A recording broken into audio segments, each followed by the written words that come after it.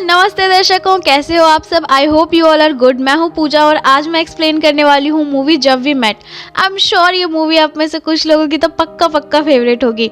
तो कहानी की शुरुआत होती है आदित्य से, जो अपनी लाइफ में अपनी चीज़ों को लेके बहुत परेशान था और अचानक एक दिन वो सब कुछ छोड़ के चला जाता है। उसे कुछ नहीं पता होता वो कहाँ जा रहा है और वो ऐसे ही एक ट्रेन में बैठ जाता है और वहाँ उसे मिलती है गीत, जो मुंबई से भटिंडा जा रही होती है।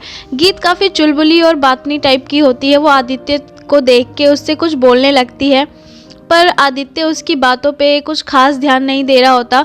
और ऐसे ही फिर जब गीत कंटिन्यू बोलती रहती है तो वो उठ के ट्रेन के गेट के पास चला जाता है और वहाँ वो अपनी ही सोच से लड़ता हुआ ट्रेन से कूदने की सोच रहा होता है। पर अचानक गीत की आवाज़ आती है पीछे से, यहाँ क्या कर रहे हो। वो कुछ बोलता नहीं है पर वो काफ़ी घबराया हुआ होता है। फिर तभी वहाँ टीटी आ जाता है और टिकट मांगने लगता है, पर आदित्य के पास तो कोई टिकट ही नहीं होता। ये गीत को पता चलता है तो वो बस अपने जुगाड़ करने लगती है। वो टीटी को कहती है आप इनका टिकट बना दीजिए, ये काफ़ी परेशान है, मैं आपको बता भी नहीं सकती इनके साथ क्या हुआ है। ये सब बोल के वो आदित्य का टिकट बनवा देती है और टीटी वहाँ से चला जाता है।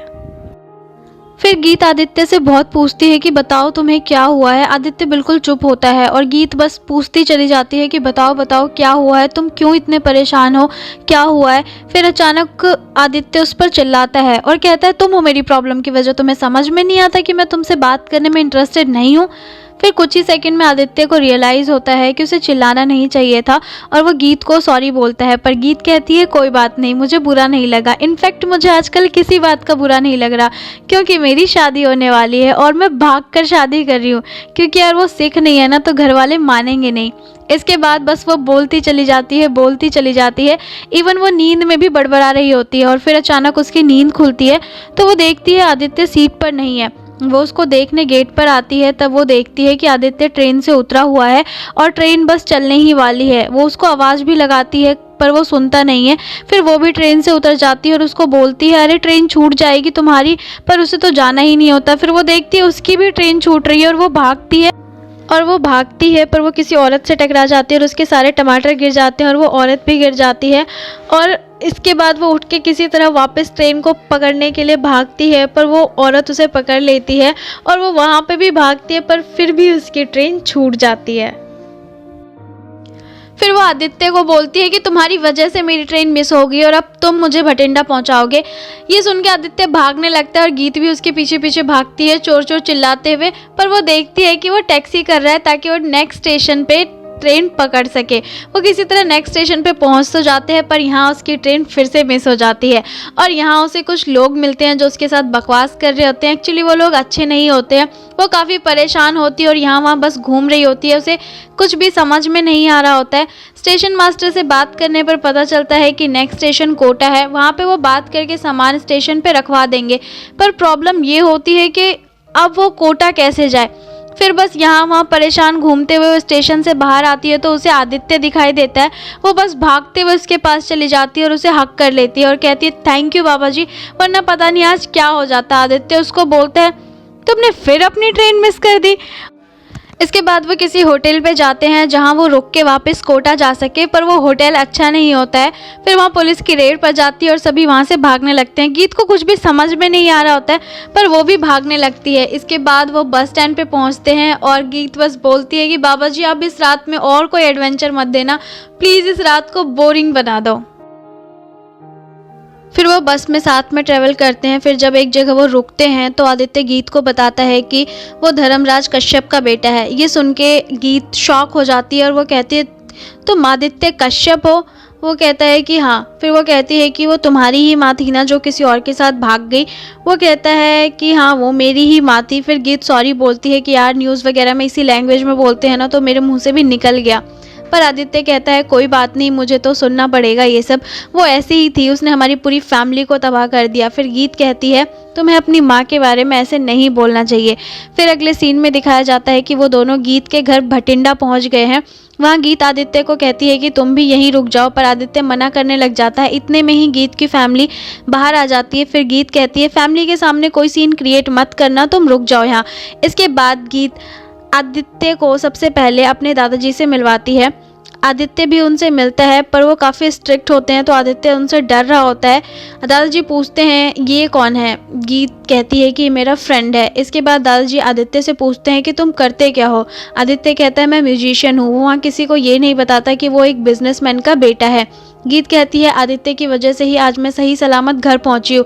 दादाजी आदित्य को कहते हैं कि तुम कुछ दिन हमारे साथ ही रुक जाओ ताकि हम तुम्हारा अच्छे से शुक्रिया कर सके। आदित्य रुक जाता है, सब उसकी अच्छे से खातिरदारी करते हैं। इसके बाद रात में गीत आदित्य को बोलती है तुम सुबह 5 बजे मुझे खेत में मिलना, मुझे तुमसे कोई बात करनी है। अगले सीन में आदित्य गीत से खेतों में मिलता है। गीत आदित्य को बताती है कि यार एक प्रॉब्लम हो गई है। एक्चुअली गीत अंशुमन नाम के किसी बंदे से प्यार करती है पर उसके घर में किसी को ये बात पता नहीं होती है। अब उसके घर वाले मंजीत को बुलाते हैं जो उसके बचपन का दोस्त होता है। मंजीत और उसके घर वाले गीत को देखने आ रहे होते हैं उनकी शादी के लिए। गीत आदित्य से डिस्कस करती है। इसके बाद मंजीत और उसके घर वाले आ जाते हैं। सब बहुत ज़्यादा खुश होते हैं पर गीत मंजीत को ऐसा दिखाती है कि आदित्य और उसके बीच कुछ चल रहा है और वह जानबूझ के मंजीत के सामने आदित्य को हक कर लेती है। पर आदित्य मना करता है कि ऐसा कुछ भी नहीं है। पर मंजीत कहता है मेरे पास आंखें हैं और ये कह के वो वहां से चला जाता है। उसी रात गीत बैग वैग लेकर आदित्य के पास आती है उसके रूम में और आदित्य को कहती है कि वो भाग रही है। आदित्य उसे कहता है ऐसे अचानक क्यों? वो कहती है सब सही चल रहा था, मंजीत को हम पर शक भी हो गया था पर तुम्हारी वजह से अब वो मुझसे कह रहा था कि मुझे तुमसे कुछ बात करनी है।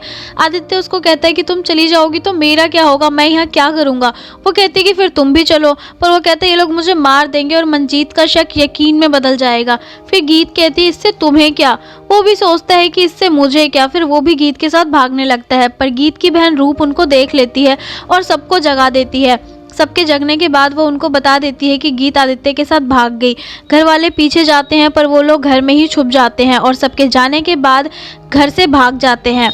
और इसके बाद वो पहुंचते हैं मनाली जहां आदित्य गीत को अंशुमन के पास छोड़ता है। गीत बोलती है कि तुम भी चलो, तुम अंशुमन से नहीं मिलोगे।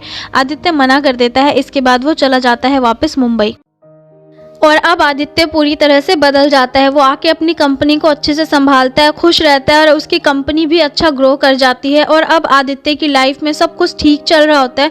पर एक दिन अचानक गीत के घर वाले आदित्य को टीवी पर देखते हैं और उसके ऑफिस आ जाते हैं और गीत के बारे में उससे पूछते हैं पर आदित्य कहता है मुझे नहीं पता। फिर गीत के घर वाले आदित्य को बताते हैं कि गीत 9 महीने से घर नहीं आई है और उसने कोई कॉल भी नहीं किया। ये सुन के आदित्य भी परेशान हो जाता है पर फिर भी वो उनको अंशुमन के बारे में नहीं बताता है। वो कहता है कि मुझे पता है गीत कहाँ है और मैं 10 दिन में गीत को आपके पास ले आऊँगा।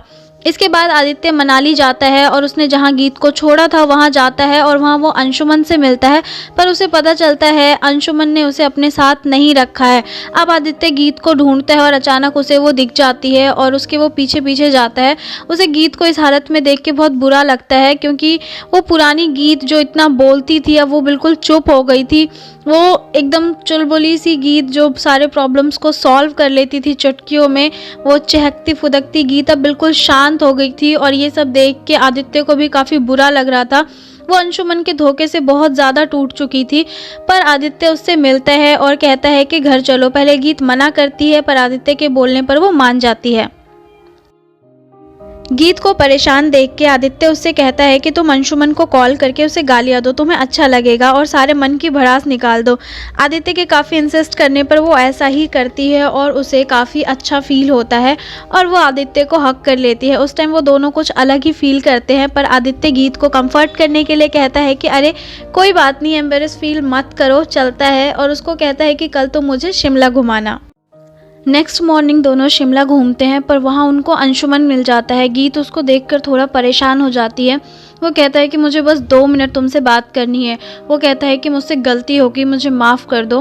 गीत को कुछ भी समझ में नहीं आ रहा होता है। वो आदित्य के पास जाती है और बोलती है अब क्यों आया है ये, अब बहुत देर हो चुकी है। पर आदित्य उसको समझाता है कि हम जिससे प्यार करते हैं हमें उसके साथ ही रहना चाहिए।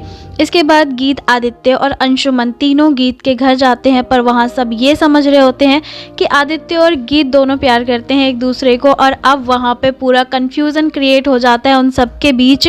गीत बहुत बार कोशिश करती है अपनी माँ को सब बताने का पर वो बता नहीं पाती और धीरे धीरे उसे खुद भी ये एहसास होता है कि वो आदित्य को प्यार करने लगी है। और इसके बाद जब उसे मौका भी मिलता है सब बताने का, वो नहीं बताती है और उसके घर वाले आदित्य और गीत की शादी फिक्स कर देते हैं।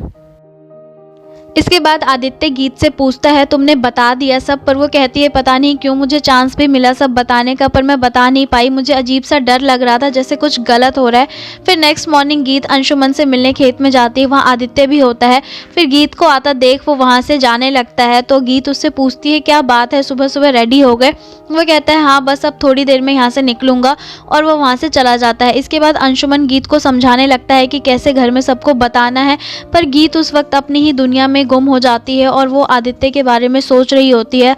उसे अंशुमन की एक बात समझ में नहीं आती है और फिर अचानक वो वहाँ से भागने लगती है। अंशुमन भी उसके पीछे भागता है। इसके बाद वो आदित्य के पास जाती है और आदित्य को बोलती है अंशुमन इधर आ रहा है क्या। आदित्य कहता है हाँ। फिर वो पूछती है कि वो इधर ही देख रहा है क्या। आदित्य कहता है हाँ।